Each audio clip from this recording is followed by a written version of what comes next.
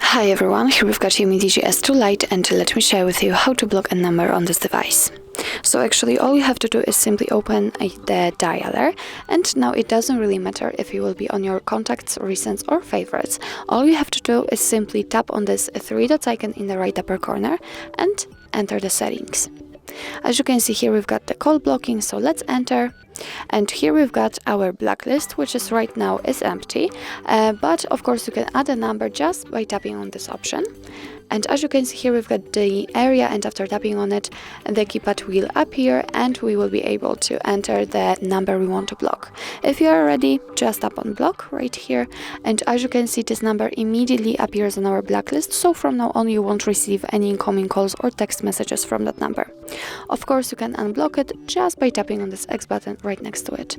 Tap on unblock in order to confirm, and as you can see, it immediately disappears from the blacklist. So obviously you will receive all incoming calls and texts from the number. So actually that's all. This is how to block a number in your UMIDIGI S2 Lite.